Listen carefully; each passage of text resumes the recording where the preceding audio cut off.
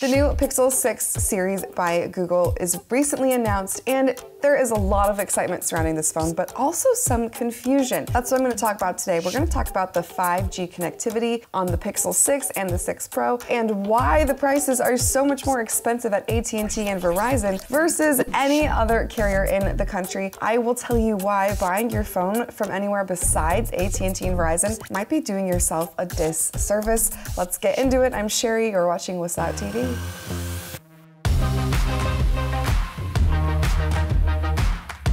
If you haven't yet, don't forget to like and subscribe and comment below if you're into this video. I'd love for you to join along. I publish about 2 videos a week. I'm going to quickly go over what 5G connectivity there is in this country. So with 5G, there are basically 3 types. There's ultra wideband, which is incredibly fast, over 1 gigabit speeds.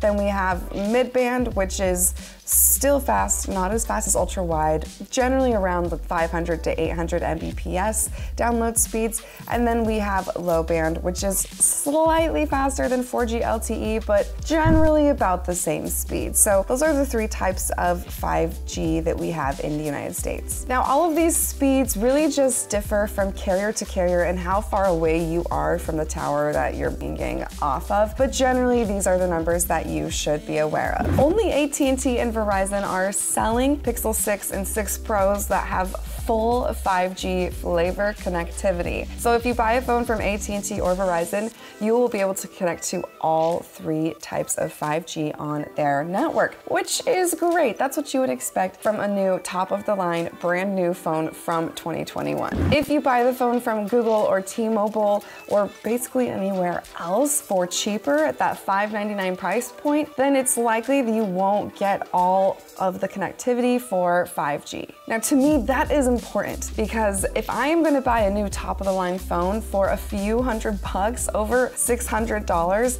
I want to be able to have it function fully and properly across all 5G networks, including any future 5G networks that may come out. So if you're going to be dishing out all of this money for a brand spanking new phone, why buy a phone that can't fully operate in the United States and give you all that you want and all that you need from a device? That's my take on it. So how much more expensive is the Google Pixel 6 and 6 Pro from AT&T and Verizon than if you were to get it from Google or T-Mobile? So the initial price that Google announced was $599 for the Pixel 6, which is a great baseline price, and then $899 for the Pixel 6 Pro, which is pretty pricey, but not quite as expensive as other flagship phones. But when we look at AT&T and Verizon, that price bumps up quite a bit. When we take a look at the Pixel 6, the $599 phone from T-Mobile and Google, AT&T is selling it for $739 starting price, okay?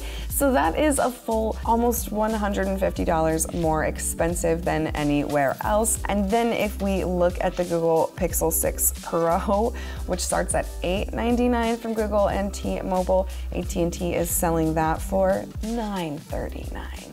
So it's a fair bit more expensive from AT&T, but again, you do get this new connectivity. You get full 5G connectivity.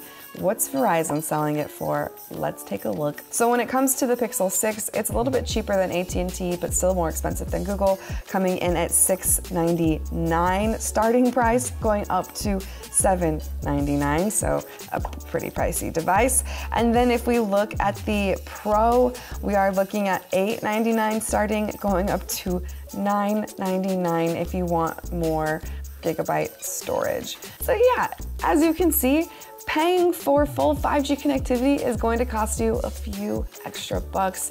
If you buy it outright, that's going to be anywhere between $150 and $200 to get full 5G connectivity. If you're paying for over installment plans, that's going to make your monthly payment go up a little bit, but not super noticeable. But if you trade in a phone, that's going to take your cost down a fair amount. So when you are looking to buy the Google Pixel 6 or 6 Pro and you're wondering why, if you're on AT&T or you're a Verizon Verizon customer why it's a few $100s more expensive.